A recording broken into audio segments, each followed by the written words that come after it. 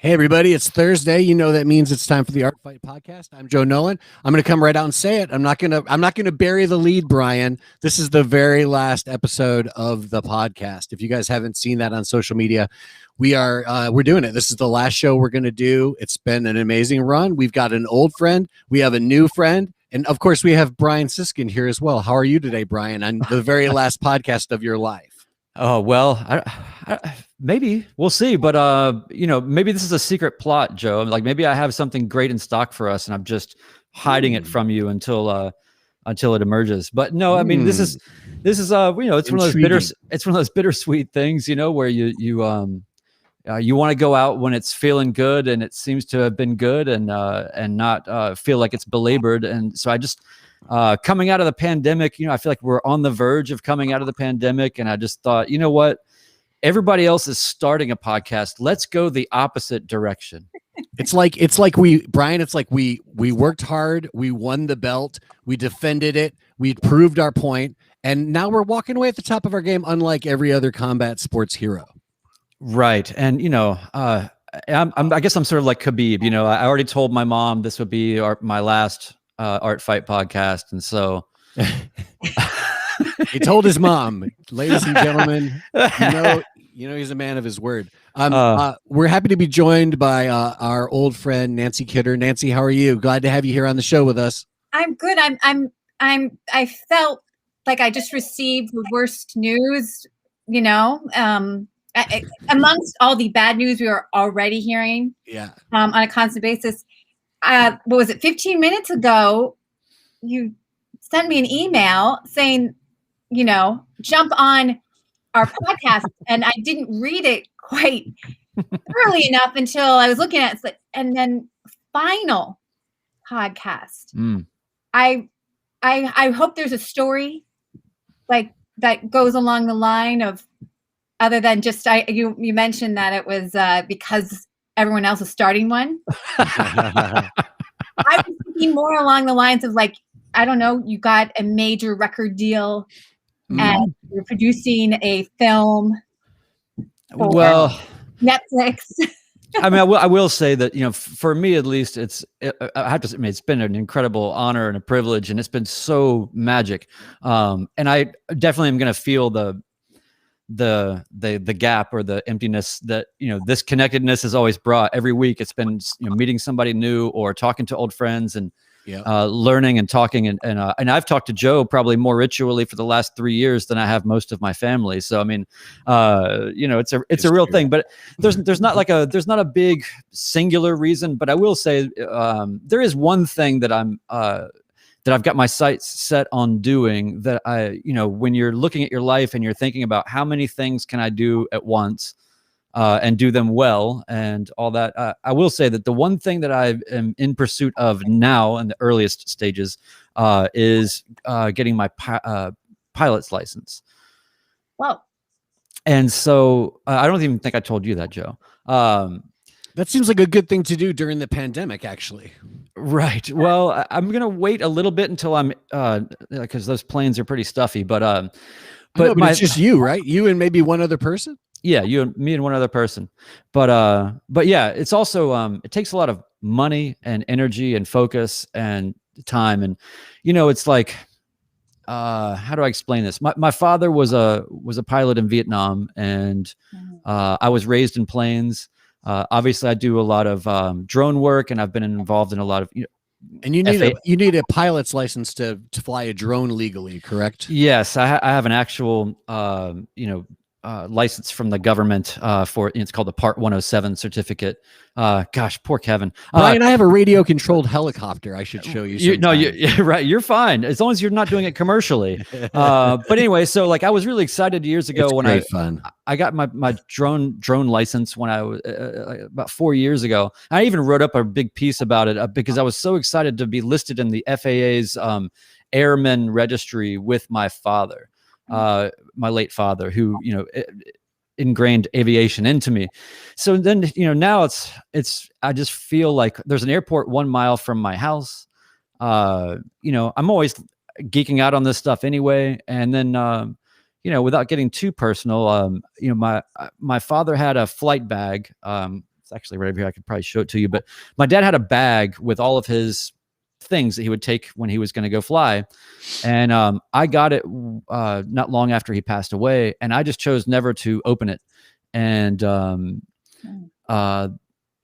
as my interest has sort of been starting to mount lately in the current times to do this, I decided it was the time to open it. And so everything seems to be kind of resonating with like, that's something that I should really do. And honestly, like, I don't have any, there's no commercial, like I'm not looking to be a commercial pilot or anything like that. If I can just take off and land and it not be illegal and I don't die, then I have succeeded. So it's pretty neat. But and I recently also I found the tail number, which is like the license plate number on a plane of my father's plane that he had when I was growing up. And I always wondered where it ended up. And it's in Vero Beach, Florida at this flight school and aircraft rental spot. And I thought, there's the mission. So if I can get my license, you go through the training and get my license and pass my check ride and all the things you got to do, then I will take a trip down to Florida post-pandemic and fly my dad's old plane. And so I just feel like that's a weird thing, a weird mission, but it's something that I just can't put off anymore. And it's not to say it's one-to-one with the podcast. It's just, I definitely am taking on some other things that are big. So there's definitely that for me, but I think also it's just, a lot of people are starting things in the middle of the pandemic as a response to it. And we've talked a lot about this, and obviously Nancy, you've been teaching through it and, everything else. And I don't know, I feel like my head's already a year down the road of like, what's it going to feel like and where are we going to be when this is not a limitation on us anymore? What do we really want to be having be the makeup of our time and our energy? And so I've been putting out music, I've been working on video and film projects, I've been doing all the normal things, but adding on another big thing like that, I thought, I've really got to weigh out my energy and my time. But I don't think that I'm gone from this and my conversations with you guys. And obviously, Nancy, I can probably guilt you into letting me into just about anything that you're doing, which is great. Yeah. And so, it's with Joe and I it's been awesome, right? Like we haven't had any real issues other than Kevin's still image here. Yeah, Kevin, just in case, just so you know, Kevin, we can see a beautiful image of you, but it is frozen like it's a Han Solo-esque kind of freeze happening over there. It's a wild ass Tinder photo. Yeah, so we're our guest Kevin Guthrie. Oh, he's gone now. Okay. I think he's going to try to come back. That's on. Right. He's a Nashville artist who has a show coming up. I actually wrote about Kevin's work in Art in America, and I've never actually had a chance to meet Kevin. It's kind of weird because I gave him a local arts award from our local what do you call it, alternative newspaper, alt weekly newspaper that I write a lot of art stuff for. I gave him an award a few years ago, so I've known his work for a long time. He's got some really cool things happening, and we were emailing about this new show he has coming up, and I was like, why? And Brian's like, maybe we can get like an art person on for the last one too. And I was right. Like, why doesn't Kevin come on? So hopefully Kevin will come back on and we'll be able to rock and roll here in a second with him too. But Nancy, yeah, it's really been great. I really am happy to have you on here. And I really, I feel like you've helped to sort of inspire us, and I feel like we've helped to inspire you in some things. And the other thing I think is more important is that I think that you're kind of emblematic of the thing that I'm most grateful about in this show, which is that me and Brian were like, this is like this conversation we keep having. Surely other people might be interested in that conversation as well. And when I found you and I found your writing and fighting program at American University, I was like, that's like the perfect person to have on the podcast, because she like is exactly what we're talking about. And then you became such a great ally for us. So I'm really glad we made that connection with you. No, thank you, Joe and Brian. And, I have to thank you guys so much, because I wasn't in the podcasting world. I wasn't doing anything but just teaching. Mm-hmm. And then I came on Art Fight. And then I think that knowing that there was this community of other people who see the cultural impact and that kind of influx. You know, it really inspired me, and your support was always there. I remember the MMA symposium that we got to do in person in 2019, and then so much that you guys did to support in the panels that we did in 2020. Oh yeah, which you know, they were so important, I think, for all of us in this community to recognize, you know, what was going on with COVID and MMA, as well as race, gender, geopolitics, everything. Form. And did you guys hear that you guys were named number 25 in the top MMA podcast? Oh, really? I didn't know that. Yes. So I'm well. I'll send you the All right, let's just Joe, I take it back. Now real quickly, I'm picking my gloves up off of the cage. I'm picking my gloves. Who is number 24? We're coming for 24. So there is a podcast. I'm coming for that bag. We want a top 10 opponent. So I think you guys should keep it and you drop in, you know, whenever. And you are also, I am completely absorbing you into my writing and fighting, you know, that we will have special art fight, you know. Yeah. Shows or classes. That would be great. I'd be totally down for that. And totally. But I want to talk about that, that you were number 25, because they specifically talked about you guys and what you've been doing in this space. It's called Sound of Violence podcast. Right.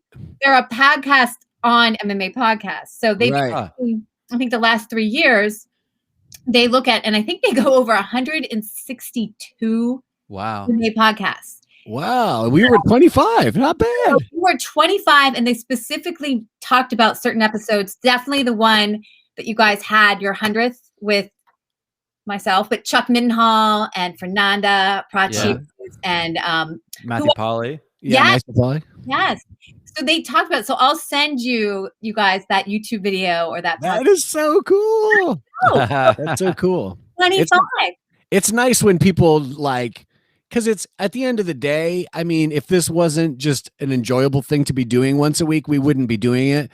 But at the end of the day, it's also a lot of technical work for Brian. It's a lot of emailing and texting for me, booking guests, you know. And at the end of the day, it's nice when people are like, hey, like, I sort of noticed that you guys, and we've heard from other podcasters as well, you know, and a lot of people that I've met through you, like through your panels, it helped us with our, you know, network of getting to know more people. Lots of people we met on a Nancy panel ended up on our show like a few weeks later, you know what I mean? So that was helpful about our connection as well. Just that you made it easier for us to network and get to know people. Oh. And I also feel like it's nice that because there's certain, I mean, sometimes it amounted to getting a person who had something to talk about and was available, you know what I mean? But then there was other shows where it was more like we went to a different level with that guest, you know, or that guest like took the show to a different level or whatever it might have been. And so it's nice that people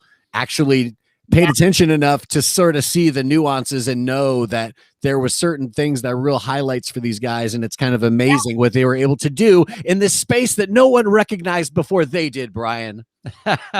Well, I think one of my favorite things has been just people that are known for whatever their craft is always have something else that they're probably equally, if not possibly more passionate about, because what they do as their main gig is their main gig. And so it's inevitably going to be maybe a little bit of a tired thing for them, answering the same questions and all that. The one thing we never did, I don't think, is ever asked anybody the things that they normally got asked. And we never thought of it as an interview thing. It was more just like, we're just putting you in a pot and we're just going to see kind of what happens. And, you know, I think that, like I think about times like getting Wayne White to talk about what it was like to be a fry cook in a diner, right, you know, before he was famous, or, you know, and how much he drew from that, or, you know, I can think our unforgettable trip to the man with the hat's lovely underground bar, Chuck's Bar. Yeah. Chuck's Bar.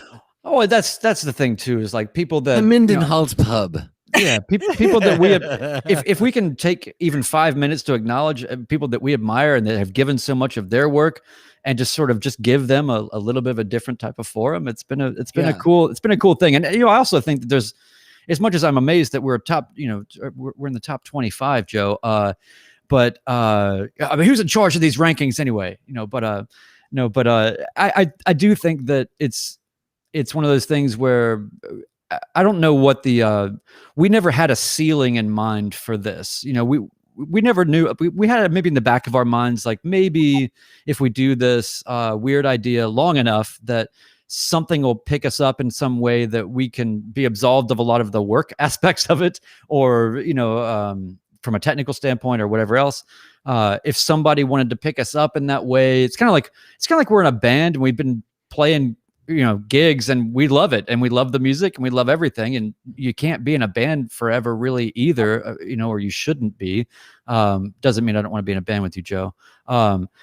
So I don't know. It's just it's just one of those things where it's like, I feel good about where everything is. And, I don't think that I don't think this has to die in a complete sense. I mean, but I do think that like the ritualistic every week, the brand can live, I suppose. But Nancy, one of the things that was really important to us in the beginning that I think, I feel like you're the most important person that we can sort of relay this to and make sure that you're aware of, is we always wanted it to not be topical. We very rarely covered, like, let's have a UFC 254 conversation, or, let's talk about this art happening. I mean, we certainly did that for film festivals, for art happenings, and for fights. We definitely did that, but we kept it to an absolute minimum on purpose.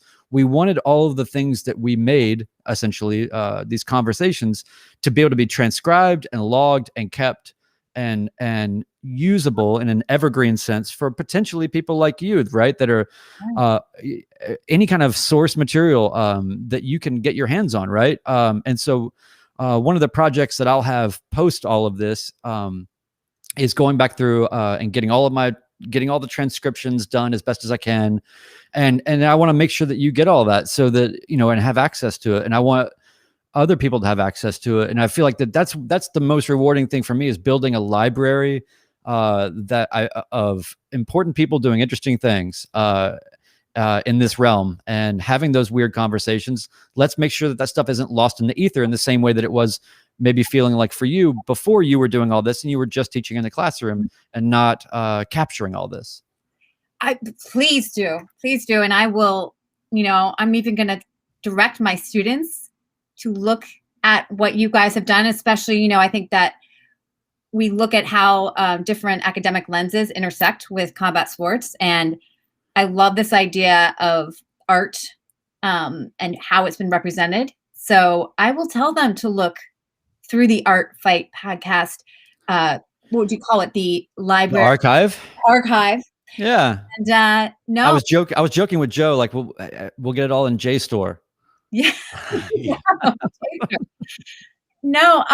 No. Can I tell you? I'm so appreciative. You actually also not only coming on panels and bringing your thoughts, which are, from. I'm trying to think of, like, I think you came to one where we had John Snowden talking about his book. To were you there for Kareem Zidane? Yeah. Like. And, to bring your point of view, which is so interesting, I'm so appreciative.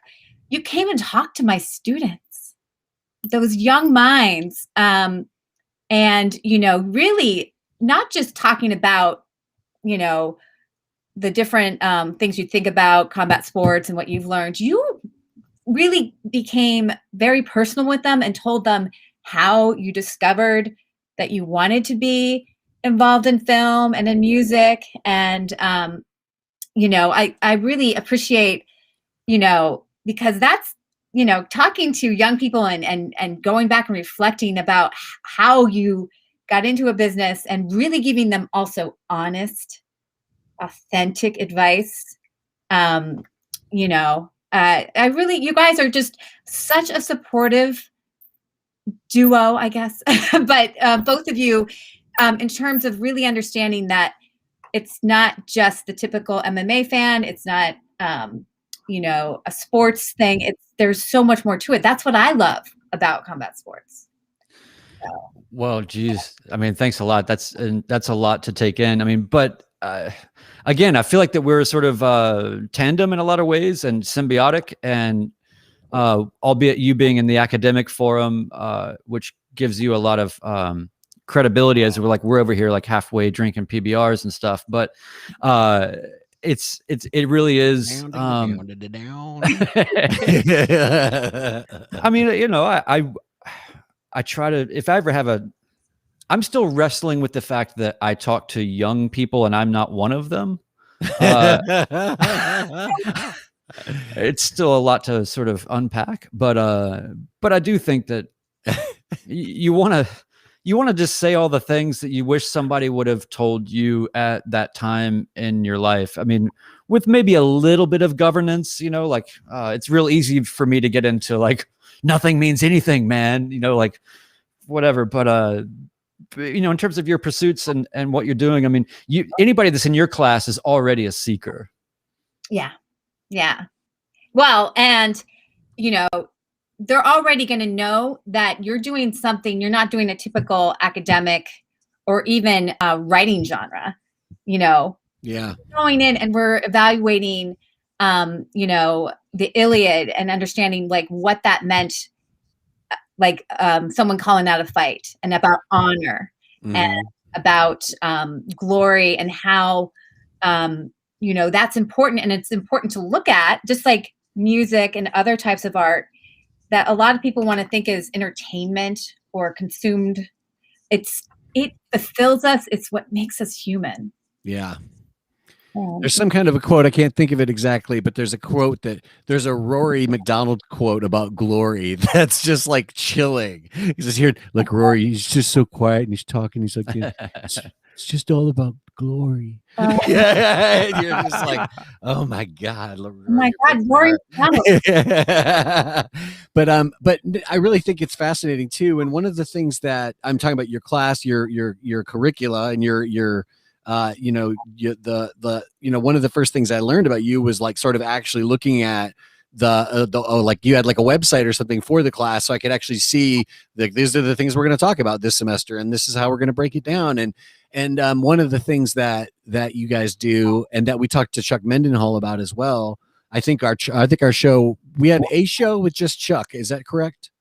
We had one show that was just us with Chuck, and that was a fascinating show. And that was the show actually where he started talking about, you know, this is what I'm getting at, is he started talking about, I think I asked him, I said, like, look, you know, we keep mentioning all these classic, you know, combat sports, martial arts books, you know, especially boxing literature.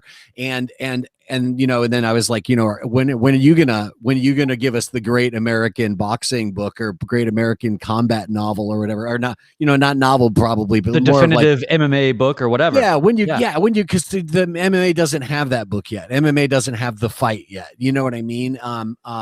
But that thing is interesting to me too, because if you're not a combat sports person, and even if you are, you might not really be aware of the fact that there's like highly respected literature about the sport of boxing, about martial arts. You know, there's classic books of martial arts out there, you know, that are just, you know, that are timeless, you know, and people in the martial arts don't even really know that necessarily, you know. So it's a weird thing where there's a weird blind spot where there's this, and it's exactly the kind of thing we're pointing out, is that it's like there's this place where like fine art literature like is like at this Venn diagram with like head kicking, you know what I mean? And it's like, that's such a beautiful spot, you know what I mean?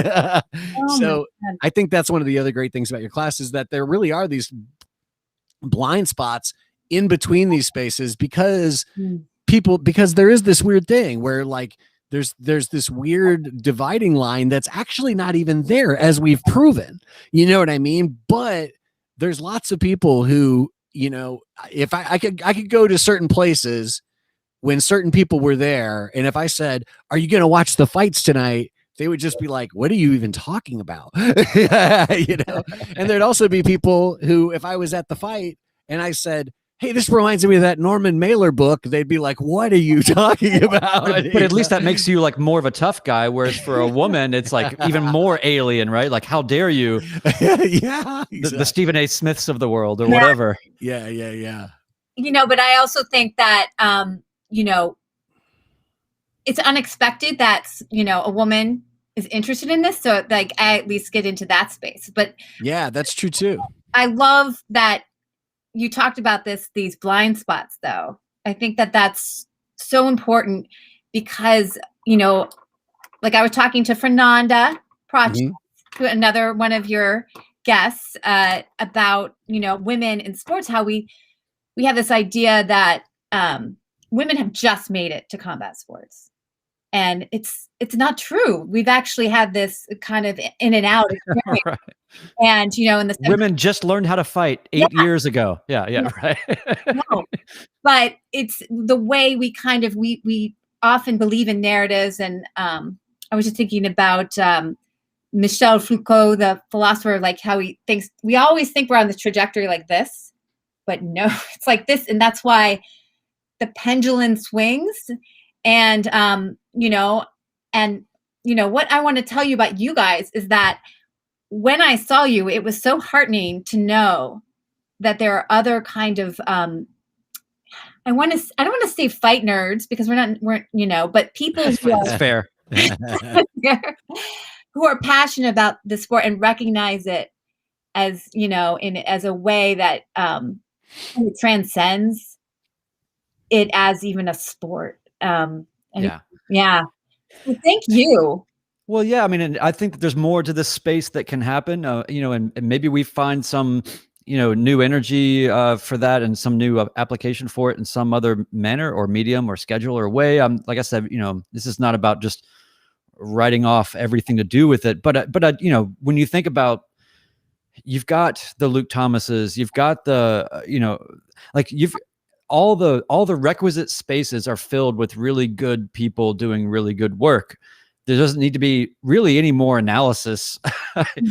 Like on one side you've got like Luke Thomas, and on the other you've got like the Robin Black, that sort of more abstracted and kind of challenging the status quo of ideas at every turn, which I think is really healthy. So I mean, I think that even in that space, I think that everything's kind of, there's something right for everything, but I feel like in this space there hasn't been a lot, and I think that we've all chipped in here and maybe done a lot to have more of, and there is definitely an appetite for the conversation. At the same time, I don't know how, the world of, it's almost like the closer that you get to MMA, the farther you get, because there's polarities, and people want polarities, people want conflict even in the conversation. It's something that the closer you get to it, there's some sort of gravitational thing that kind of happens, and we all have our opinions, and that's what makes it kind of fun. And you have people that you like and that you don't like, and I hate this guy, and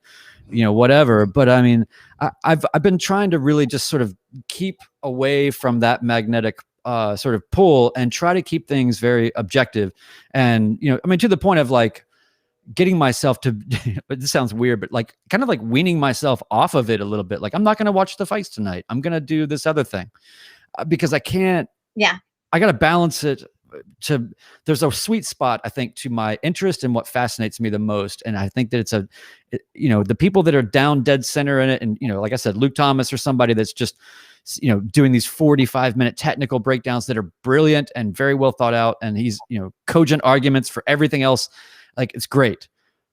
But in our world, the sort of the, we're like the, like the drama kids or whatever, or whatever it is, the weirdos of the Breakfast Club group here. And, I think that there's more room for that, I think, to be cultivated and to grow. And I think that if we can offer anything towards that, or have offered anything towards that, then that's awesome. But I love that you have something that's, you have the ability to formalize and make everything a growth oriented progression for other people to benefit from.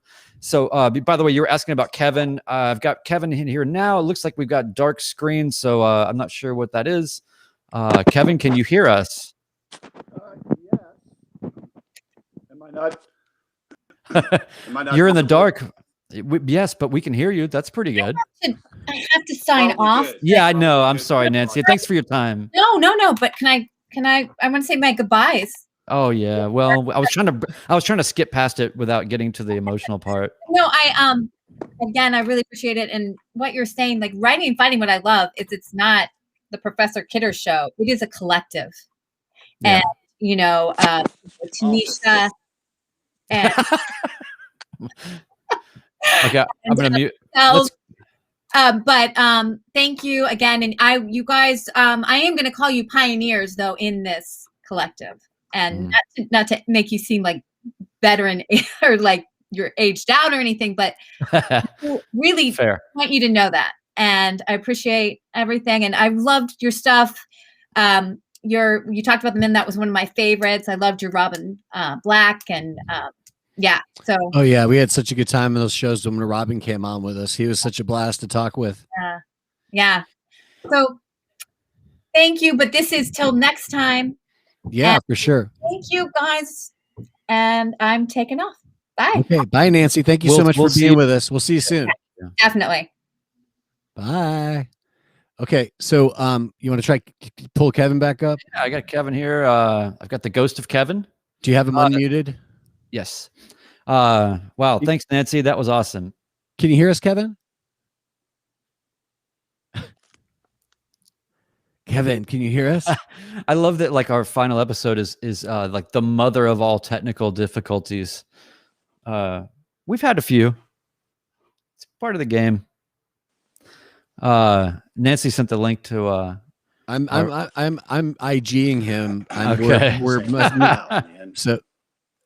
There, we just heard you, Kevin. You guys. Oh, we can hear you. I guess you can't hear us. Nancy sent a link to our friends over at the Sound of Violence, so we'll see. Look at this. Oh yeah. Should I tell Kevin that we should just forget it? Maybe. I think that's probably wise. Okay. Because we've been trying. Well, we've been trying for a while. Did you hear us, Kevin? He's gone now. I think he just bailed. Oh, wait, let's try it again. He's back. Let's try one more. Kevin? Kevin, can you hear us? We're hearing a lot of the cursing, so that's good. Oh, I hear you now. All right. You do? Yeah. Sorry about the foul language. No, we specialize in it. You can hear us, Kevin? Yeah. I can hear you, but no visuals. That's fine, right? Okay. Don't worry about it, because the most of it's going to end up as a podcast anyway. So the only people who would see it would be the people who are watching right now. Well, thanks for having me. Let's hope it for a little bit. Okay, perfect. You sound great. Oh, yeah. God, there's nothing worse than like having literally 40 minutes of technical difficulty and then having to switch gears to be like, oh, now I'm just going to have a cohesive conversation about my work. Right. I know. I'm just going to calm down and say really intelligent things. Well, Kevin, I mentioned earlier when we were letting people know like what was going on with your appearance and trying to get you on the air, and I mentioned that you and I have never actually met each other, and that I know your artwork from you're a Nashville-based artist.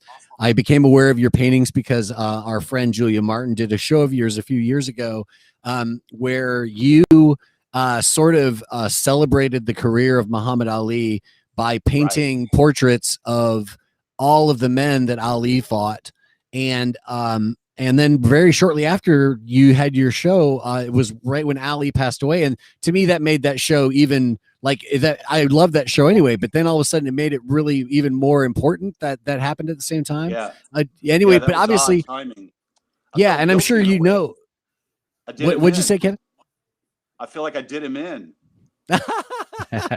No, it's not. You were not to blame, but I think it was interesting that just a few weeks ago, Leon Spinks passed away, and Leon Spinks was a guy who everybody thought wouldn't beat Ali, and then he had kind of the upset of the century when he beat Ali in like 1978, I want to say, or something like that. Yeah, and when he and Ali fought again.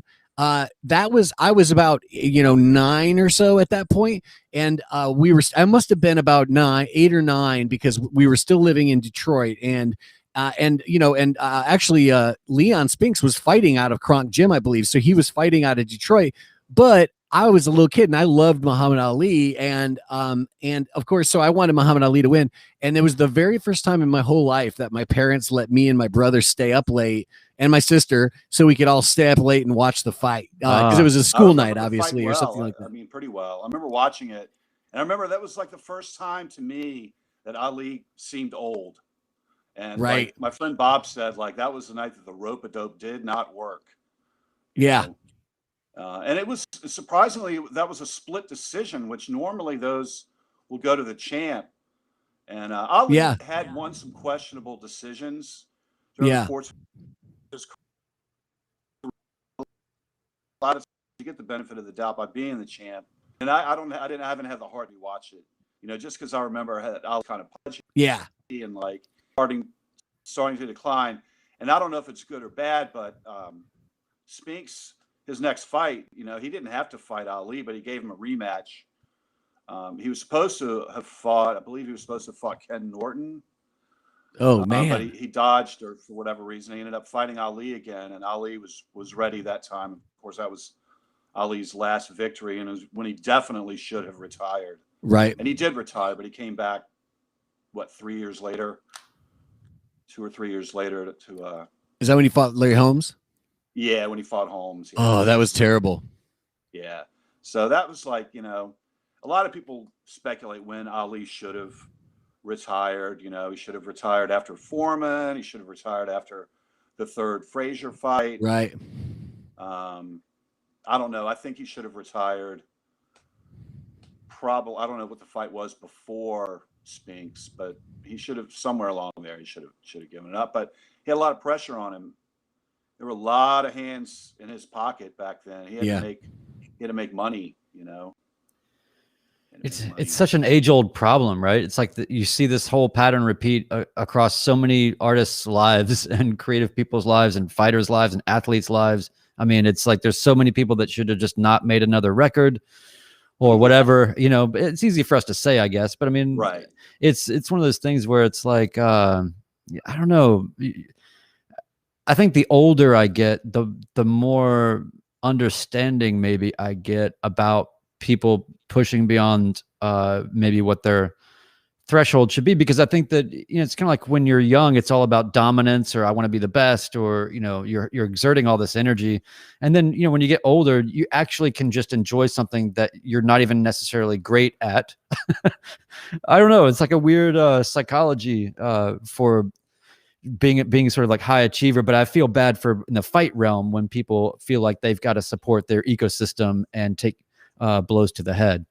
Yeah, I can't remember when it was that his longtime Ferdy Pacheco, his fight doctor, had been trying to get him to quit for a while, and he couldn't deal with it anymore. So he wasn't there for like the last 7 or 8 Ali fights because it broke his heart to see him take the punishment that he had taken in some of those fights, especially that last Frazier fight. Well, we saw at the recent UFC fights, there was I don't know if you follow MMA much. No. There's a guy named Frankie Edgar who's a lighter weight fighter who's kind of, you know, at one point he was sort of at one point, you know, he was kind of the edge of the sport, like when MMA fighters first really started learning how to put, like, you know, high level wrestling together with boxing combinations in these interesting ways. He was sort of like at the top of that game. But recently he's taken a couple of bad knockouts, including one on Saturday when he basically ran right into a guy, like doing like a jumping knee right to his dome, and he just laid out flat, and it was not good. You know what I mean? And this is a guy who that's happened a couple of times now. You know what I mean? And it's like, man, so how much of that can you take? Yeah, you got to just go do something else. No, he is with the skull. Everybody's got like a little extra COVID hair, but that's about it. Yeah, definitely. Yeah. That's about it, though. Hey, I don't know if you can see any of this, Kevin, but we're looking at a bunch of your images right now. Can you see that? We've got guys. Say what? I don't see anything that you're showing. Well, that's all right. Right now, Brian's showing. It looks really good, by the way. So take, so no, just lay back and know that your art looks amazing on the screen right now. Okay. But he's showing some images from the last show you did at Julia Martin, and I mentioned, at the beginning of the show. I'm not sure if you heard this or not.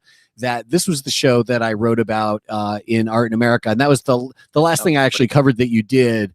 Ended up getting in Art in America, which was a cool thing for you and me both, and for Julia. It was great for me. Thank you so much. Yeah. No, totally. And it was, it's always, anytime I have the opportunity to sort of get, Nashville artists doing Nashville shows, like in a national sort of spotlight, it's always a good thing, and we've been able to get more of that in Nashville recently, from me and from other writers and stuff, have been able to sort of break stories out beyond just the local or regional bubble.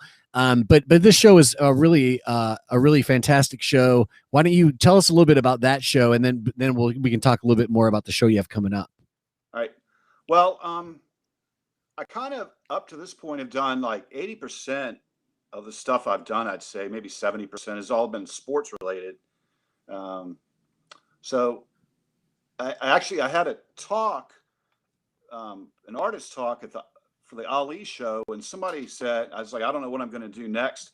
And I mentioned that I liked Hank Aaron, and I was like, I like his 755 home runs. Somebody said, why don't you do a drawing of all the pitchers that gave up home runs? I was like, that's a good idea, but I figured it would take me forever. And I harkened back to, I remember going to see when I was a kid, my father drove my brother and I was 8, my brother was 11, down to Atlanta, Richmond, and we went to see the Braves play. And Hank Aaron hit the walk-off home run in the 10th. He went 2 for 5. Tom Seaver pitched. Tom Seaver hit a home run. Dusty Baker was playing for the Braves. He had his first career triple to tie the game in the 8th. It was very, like, you can get all the box scores. So I saw what everybody did, and I was like, yep, that's the way it happened. And the game didn't take very long. It was less than 2.5 hours. So like I had all that stuff there. So then it was just like researching, like finding images without being baseball cards of all the players that played. And then like some of the interesting coaches, like Yogi Berra was the manager for the Mets. And I wanted to do more. I wanted to get more action in, like, I remember the car my father researched. Oh no. He just totally dropped. Oh no. See, Joe. I know. Just as we thought, just when we thought we had. Okay. Is he coming back? He's coming back. Going on that particular. Hey, Kevin, we're losing you a little bit. Research. Oh man, I really want to hear this too. The night before. So I put all this stuff. So looks like your internet's weak again, Kevin. It's all sports and stuff. And I looked up, you could look up like who was the guest on the Tonight Show, and Flip Wilson was the guest host, and Helen Reddy sang a song, and Coretta Scott King was the guest. So I did a pretty huge rendition of Coretta Scott King sitting at that interview chair on the Tonight Show with Flip Wilson as the host. So right. Yeah. You broke up a little bit during some of that, Kevin. So I was confessing a murder. That's good. That's perfect. Really, really quick, just so people understand, like you ended up sort of not only documenting all the players who played at that game your father took you to, but then you also documented other pop culture stuff that was happening that year, including the Watergate trial and stuff like that. Is that correct? Right. The guys that broke into the Watergate. And also it was an election year, which was, so I drew all of the Democratic candidates that were running that year. Yeah. So those didn't sell that well at the show. Not many people were really angling for a George Wallace portrait. Hubert Humphrey's still sitting back there in the corner collecting dust too. But no, that was a fun thing to look into. I have a good time researching projects. I don't know what I compare myself to. I just like to kind of talk about like obscure cultural references. Yeah, I think it's rad. I really think it's, you know, I mean, what we're talking about is you doing a whole series of portraits using crayons and colored pencils of pop cultural figures. And that sounds, you know, simple enough, but the fact that you basically created this whole, I mean, it felt more like an installation in a way, because there's this whole conceptual thing going on with you sort of capturing the whole spirit of this time period around this event of this baseball game. I think it's really, I mean, to me, that's what takes the show to like a different level. You know what I mean? Yeah. Thanks, man. Yeah.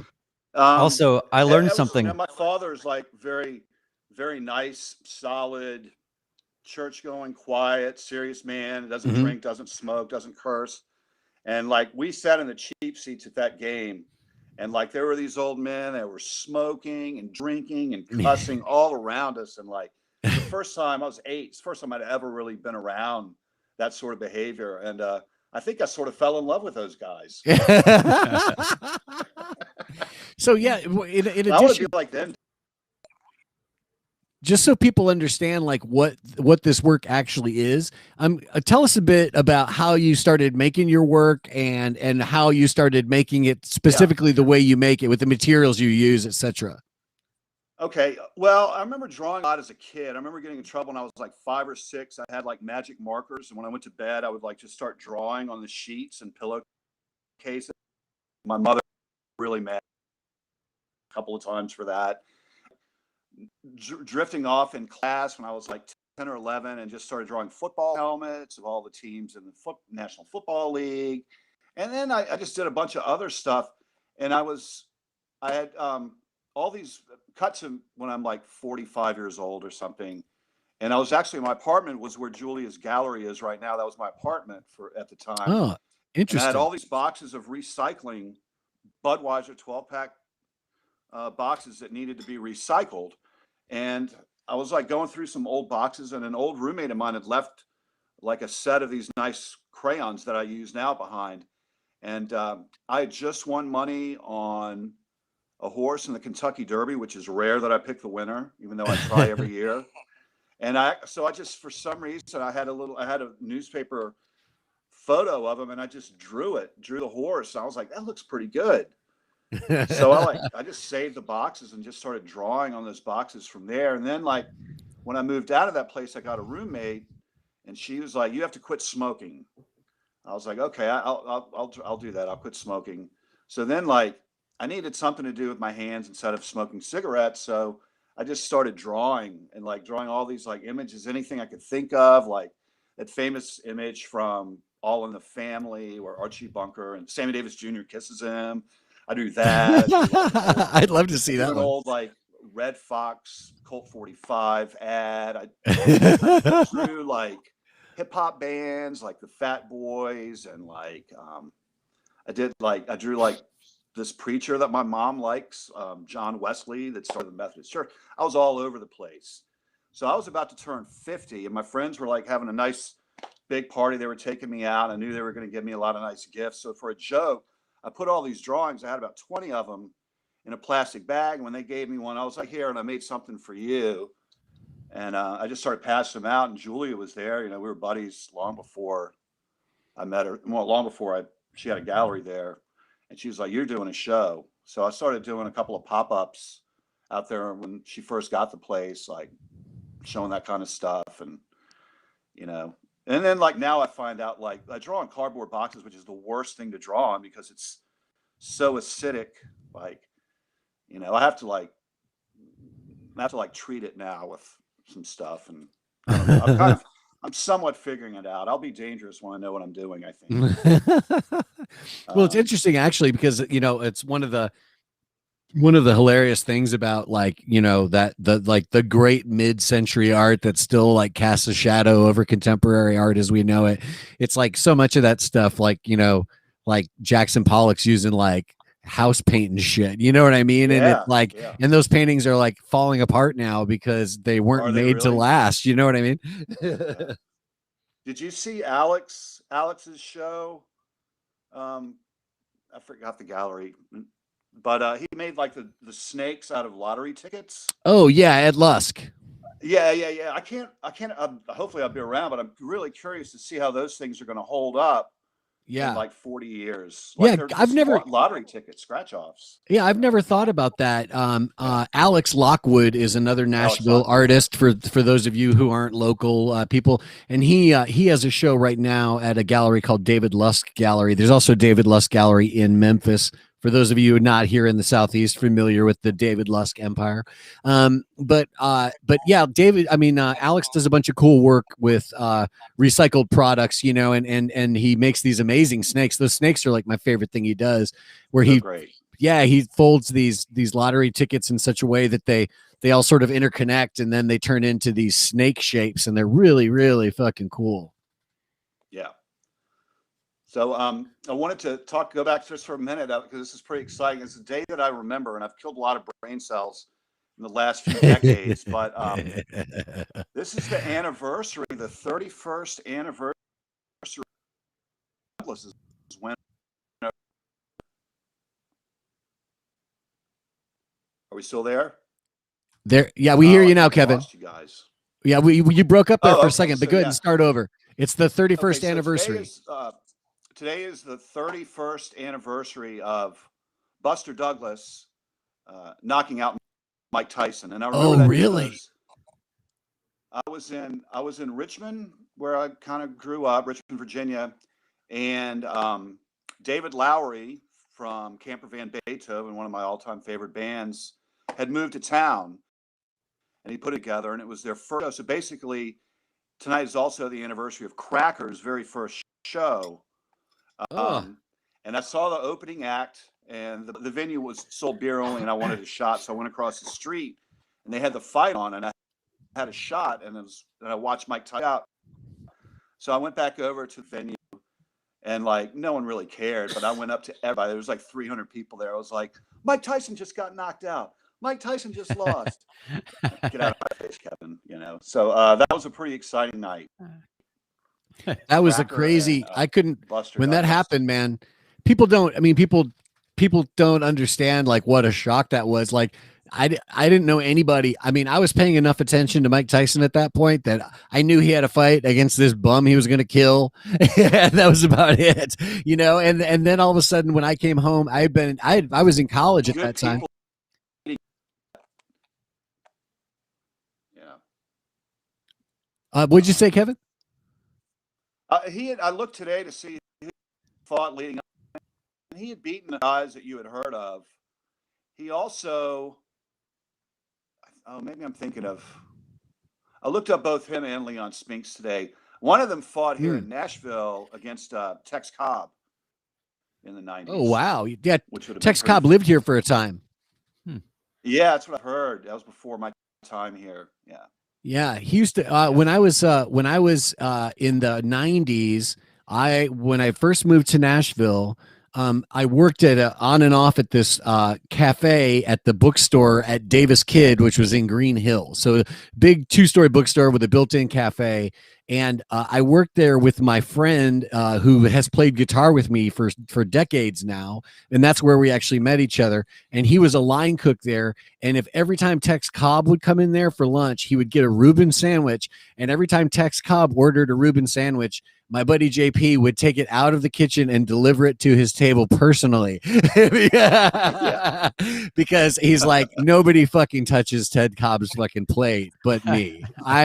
This is me and Ted. This is between us. Me and Tex. That's and one of my favorite sandwiches for sure. Yeah, he was a nice guy too. He was always a very friendly guy and had a big loud laugh and was really a character for sure. I mean, he's somewhere. I mean, I don't think he's that far from like Raising Arizona. You know what I'm saying?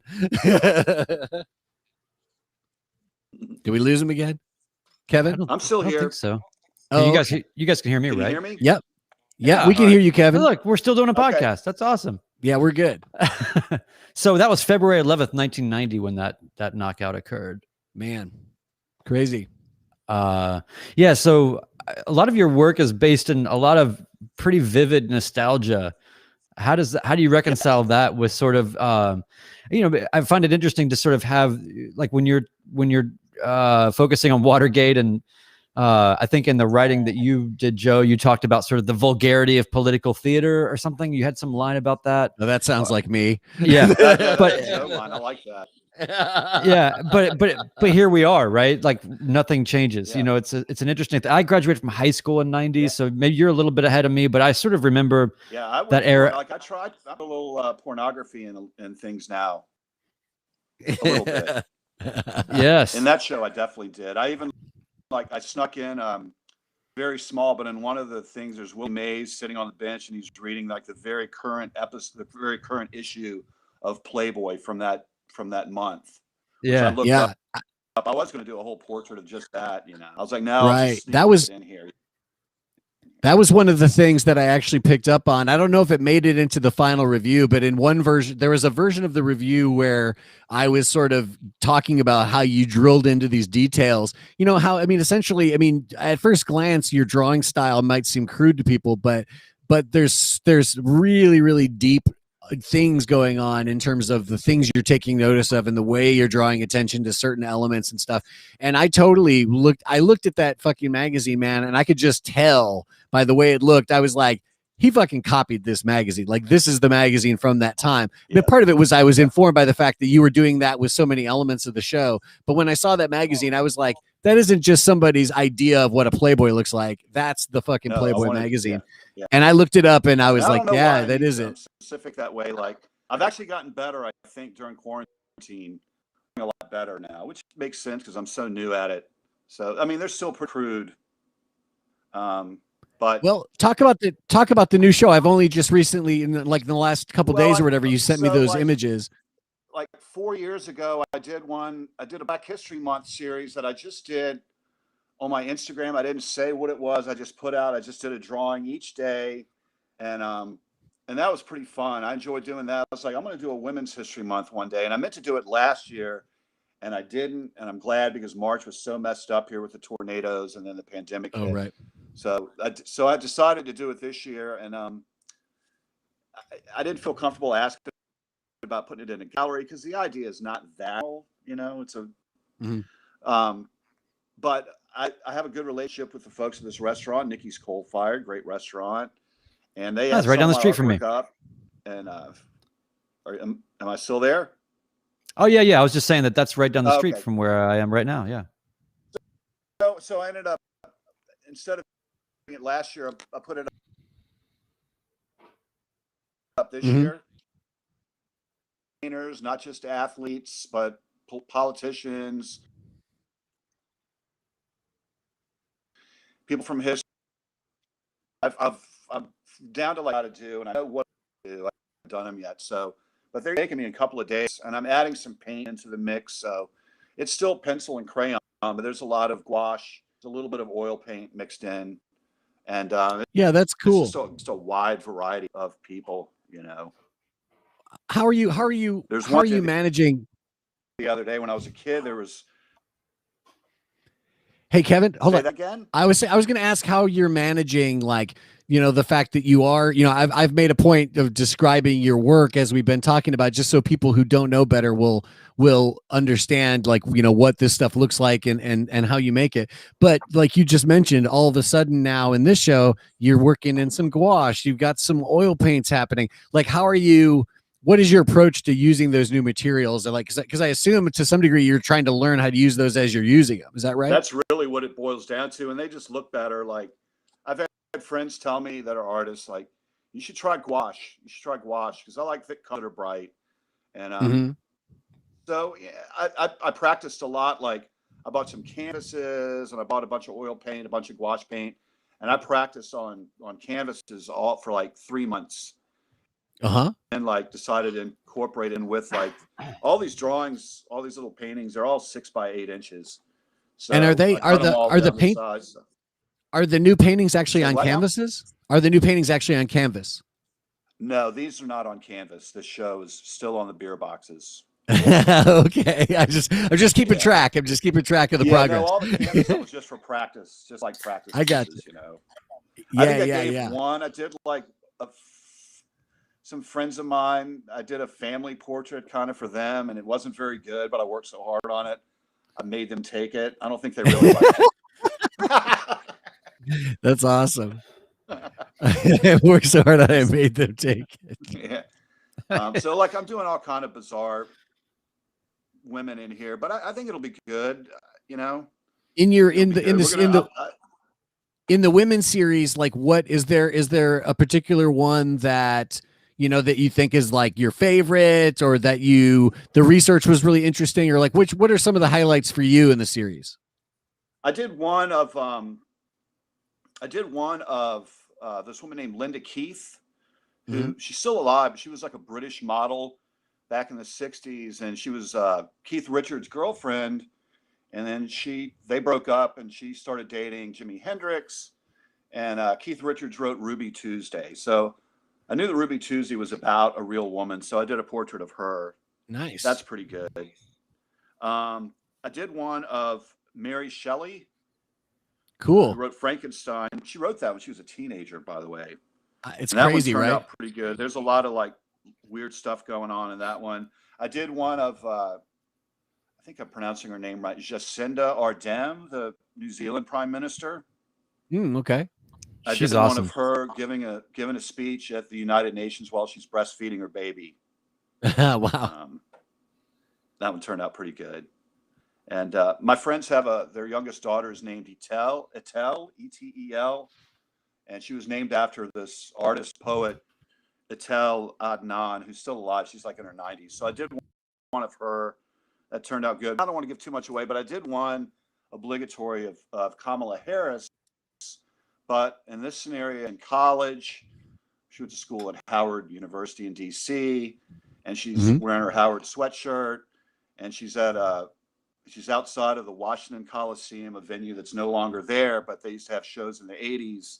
And on the marquee is a great go-go band called Rare Essence. So I don't know if she ever went to a Rare Essence show, but in my world, she went to a Rare Essence show at the Washington Coliseum while she was in college. That's awesome. And you know, like 1 out of 20 people that I draw actually look like the person I want them to. So I have to give clues. In there. Yeah. When will that? When is that show? Go ahead. It's going to be up, I guess, all of March. Their hours right now, they're reopening. They kind of did a shutdown for a month and a half or so from Christmas through now. So I think it's like today they're open Thursday through Sunday for now. But March is a month where it might pick up. Like maybe people are more comfortable going out. The weather's going to get warmer. So, but as of now, it's Thursday through Sunday, just like restaurant hours. And Nikki's they do like bagels during the day and pizza at night. Yeah. Well, yeah, they do bagels. A chef. I met him. He's a great pastry chef. He can make any dessert. He's really good at making all that charcuterie and stuff and making pasta. And they have like that coal oven of theirs burns way hotter than anything else in a wood fire oven. So like their pizzas are ready in like less than 5 minutes, like maybe 3 minutes, and everything is just fresh. I want one right now. And really good. Got a really good. It's just in the nations, man. For me, living in Madison, it's like the other side. But if you live live anywhere near, I would be there all the time. I just can't get over there that much. What's the best place for people to find you? And hey, Kevin, what's the best place for people to find you and follow your work and know what's going on with your art world? Well, I'm at I guess I'm on Instagram basically, and it's Kevin Guthrie, but it's Kevn. I leave the I out. Kevin Guthrie. We've got it on the screen. Yep, great. Yeah. So that's it. I don't really do a lot of promotions of things. So I appreciate you guys having me on. I understand that. Yeah. Awesome. Hey, Kevin, it's been super cool to have you on. I'm sorry. Congratulations on the run of your show. I know, man. It's been a while. It's just a funny sort of end, like looking at a blank screen and hearing a voice. But I am glad we were able to get you on, Kevin. It's a good. If we only had to have one last guest, I'm glad it was you. Oh well, thanks. Yeah, this is like the final episode of MASH where Hawkeye decides to stay in Korea. All right, well, Kevin, we're gonna drop you off, and then Joe, we'll wrap up here for a second, and Okay. we'll begin with Kevin. Thanks so much. Thanks, man. Kevin. Peace out. Appreciate Bye, you, bro. everybody. Bye, man. All right. That was okay. That worked out okay. We got through it on our hands and knees. We crawled through the mud. We've crossed the finish line. This isn't really a fighting analogy, but you see what I mean. I think it's funny that like we've done well over 100 episodes, and we've had our share of difficulties here and there. But let me just tell you something: to have that level on the last moment, I think it makes sense. It works. Yeah. It's like and Kevin's great. That was awesome. Yeah, that was cool. And like I said, it's a shame we didn't actually get to see him face to face, but we've done our share of blind podcasts before, so I think we're kind of old pros at this, guys. You're not gonna rattle us with this no screen thing. We got it. Okay. Yeah, I mean, when we started this thing, it was like for me, it was all about the pleasure of meeting a lot of these people that we would have in person, and so we only did an audio podcast for almost 2 years. It was just audio, and it was all in person. Mm-hmm. And we make a few exceptions, and do some phone things, right? But then we've kind of almost always it was we had people in the studio with us in the room, and I think that's part of it for me too. Is it's as we've definitely done really well, I think, in the pandemic situation to keep it alive and keep it going. But I think that I think that a lot of what the magic is for me is about that, about those kinds of interactions. You think about, I just think there's so many funny moments and things that happen when we just had people at the table with us, and just like, remember we had Naveen on, and she was like, by the end of the show, she was like this. She was yeah, she's like, yeah, exactly. Yeah, that was hilarious. She's just laying out. Yeah. There's just a lot of, I don't know, just that's really the mojo and the magic for me. It doesn't mean that I don't think this is great. And I also like the pod bomb when we were talking to Marlos, and then you brought Nuveen in. That was like some pro wrestling shit. Yes, yeah. Make your promo now. So but anyway, so I suppose this is it. It's never really the end, but I think that this is the end. This train that we've been on for every week for a long time, we'll take a break from it and beautiful friend, let all the beauty of everything we've created just sort of have some moss grow on the north side of it for a while. Yeah, no, it's a beautiful time to do that. And there's a part of me too that I sort of even though we started this long before the pandemic, we sort of doubled down on it after the beginning of the pandemic. And in terms of, finding a way to go the extra mile and actually have, a live component happening, having a video component happening, and all the things we've been able to do, multiple guests, that was really cool. And at the same time, I also sort of agree with you that, it kind of feels good to put aside the screen stuff and just sort of feel like, there'll be something else to do when we can be in the real world again. That's right. We have so many live shows to make up for. We have so many, theater film screenings to go see. You know what I mean? There's so many things that are like out there there's so many dumb trips to stupid restaurants I have to make. You know what I mean? Exactly. No, exactly. And the thing too is that now that we've worked our way into sort of the digital space here, that's great. I don't want to live here. You know what I mean? Right. Like, I don't want to live here. It's all about experiences for me. And so I think it's a great stopgap. I think it's a fine thing. Sure. It's totally, and for some people, they don't give a shit. Like it's whatever. It's all the same.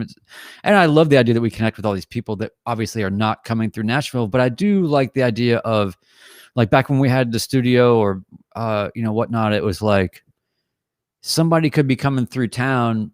They would come over, you know what I mean? Like even if it wasn't so just the idea of people popping in and having an actual interaction with people.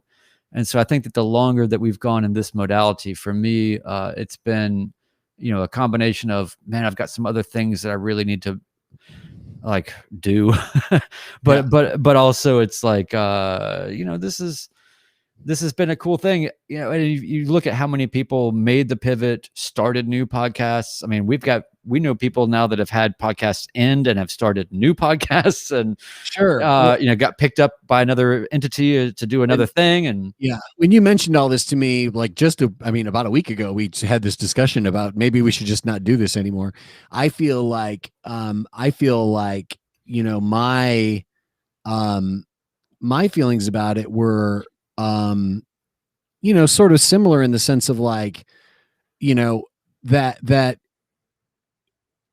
like I was just saying, how it feels like now's a good time to start getting ready to get back out in the world, and not only not doing all the extra screen time stuff we've been doing, but like kind of just getting rid of all of it. You know what I mean? Absolutely. For a little while anyway. And but the other part of it to me is that I one of the reasons I did this podcast with you was because I knew that when you seriously were like, I don't know which one of us decided we should bring up the topic of doing the podcast, but as soon as we were talking about doing the podcast, I knew that if you said you wanted to do this podcast, that we would actually do it. Like I knew that I could count on you to actually follow through and do it, right? As opposed to like signing up on a podcast with somebody who, 3 weeks later, they don't know what to do or whatever, or they don't want to. They're like, oh, this is work. We'll just put that off again. Yeah, because I've done a few podcasts before this, and I'm like, I know that what happens, 6 weeks later. Here's what happens. Almost everybody's podcast dies because they don't really want to do it. They just want to do it now, but they don't want to do it later. The idea of it. Yeah. Yeah. And I cannot be. I could not be the person who started blogging and then just fucking never, and then my blog just didn't blog anymore.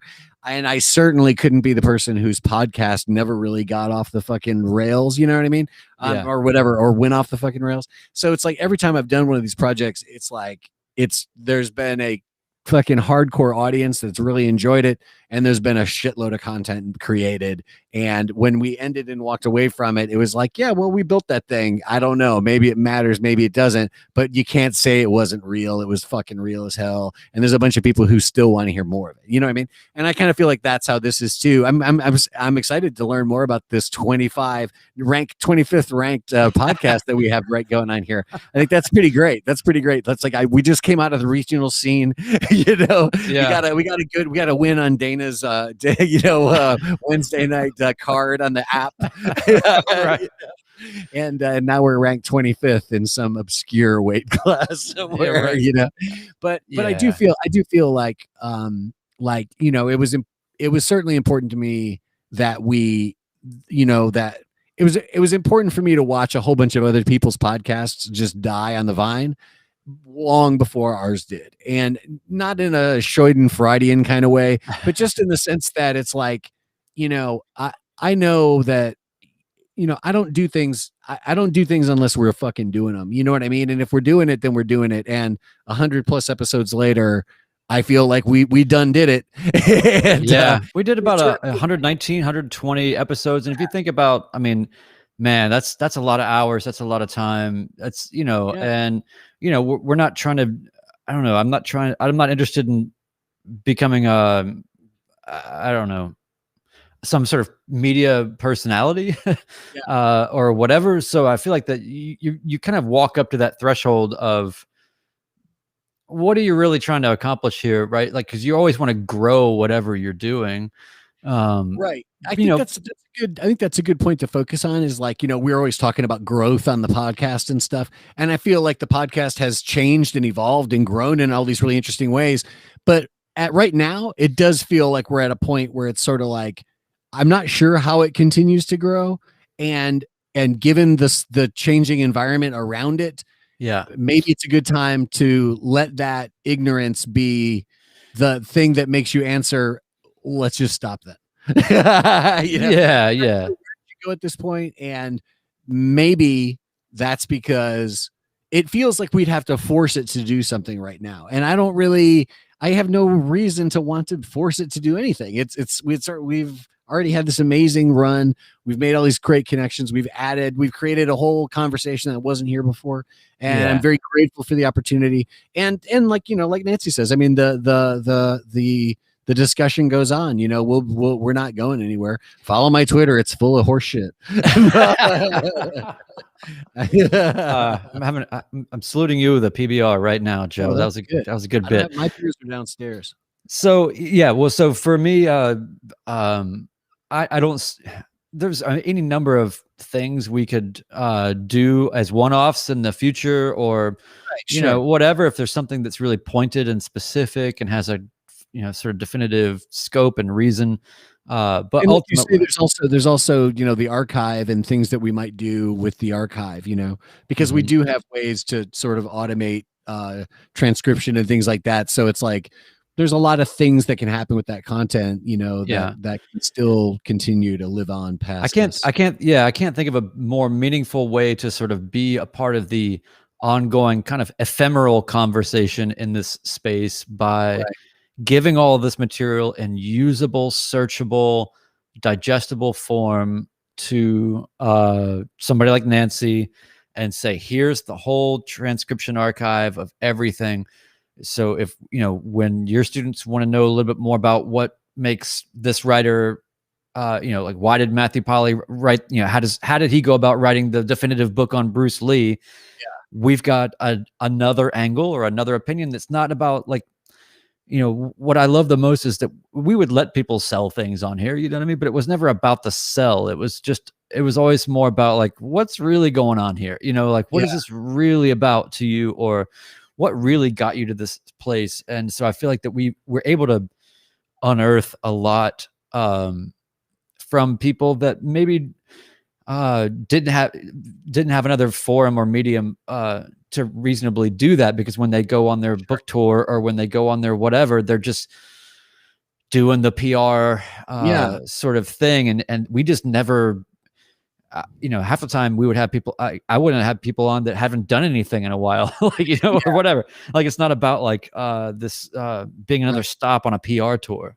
Yeah. And even then, I mean, the opportunities that generally people are getting are opportunities to like, drop another soundbite, and say that talking point that your publisher wants you to remember, and, things like that, where when somebody like Matthew Polly, for, a good example, comes on our show, I think those shows were really strong. And I think they were strong in the way that many of our shows are strong, in the sense that it was always about like why and how, and not about like what, you know what I mean? Yeah. Okay, you did this thing. All right. But why did you do it? And how did you do it? And how did you get there? And why did you choose that? You know what I mean? And so I think that there's not a whole lot of space for people to actually talk about, their process, their concepts, their practice as a noun. And also like their doubts, their misgivings, their like all the things that have gone wrong. If you have 5 minutes to get interviewed, we're not going to talk about why you thought this was going to be a failure. You know what I mean? Yeah. Or just doing things like, talking to Chuck Mendenhall, like, hey, you just got fired. Right. Exactly. Yeah. So what's up? And like, what a weird situation to talk to somebody. And, hey, you just got fired during a pandemic, and you're probably the best combat sports writer in the world. So how does that feel? Like, what's going on? Yeah. I think that was, I think there was a lot of moments that were, like that. And I think, discussions and also points within those discussions that I think were sort of, unique to this conversation, and also unique to the kind of format that an hour-long podcast gives you, so that everybody, especially when you conduct it like this, and there's absolutely no pressure, and there's no expectations. That's right. And I think people, as soon as we come up on the camera, they're like, oh, okay, I can relax. Yeah. It is true.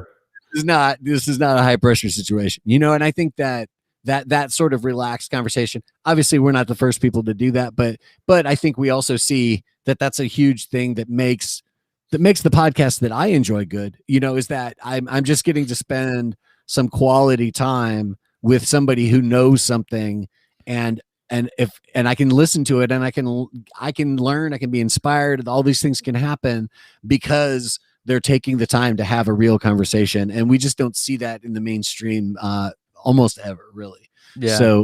So I hope that we were able to do that. And I mean, we've gotten that kind of feedback from many, many people, and it's always been flattering for people to, I mean, a lot of people have just been sort of like astonished that like, man, you guys like found this territory that nobody even knew was there, but it is there and you found it.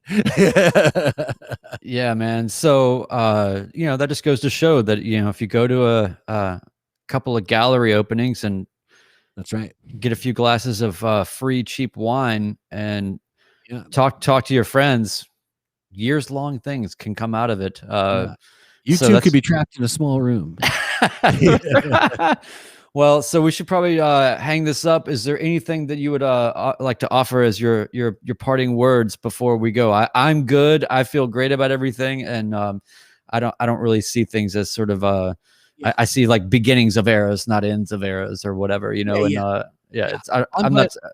I'm glad we had the chance to do it. I'm glad we had a chance to talk to so many rad people.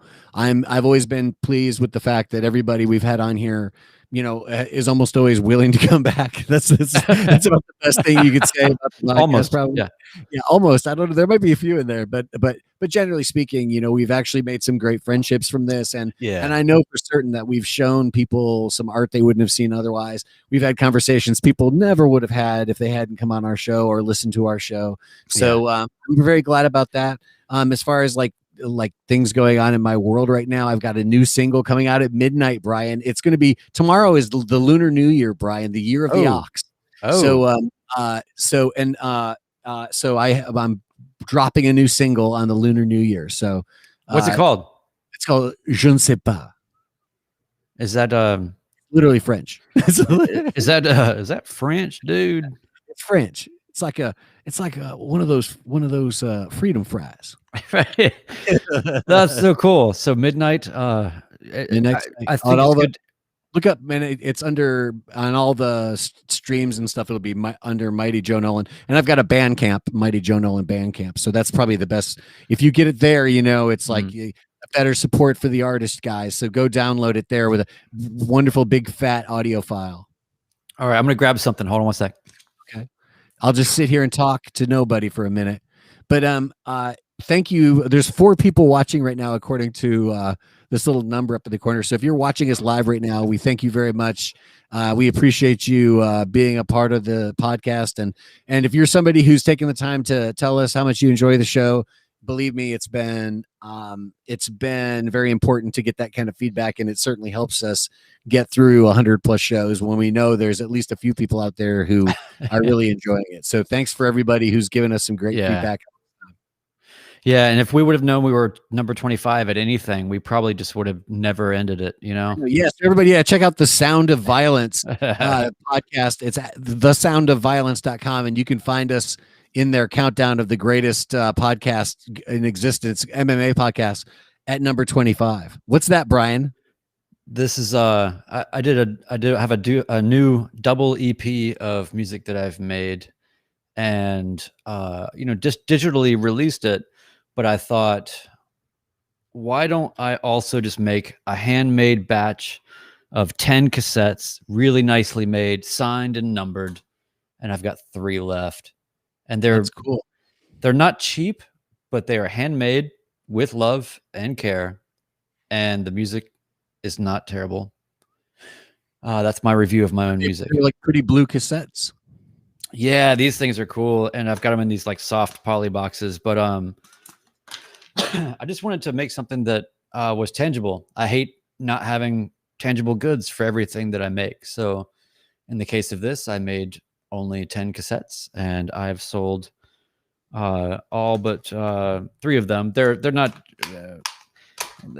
exactly priced as cassettes should be priced. These are more rarefied artifacts.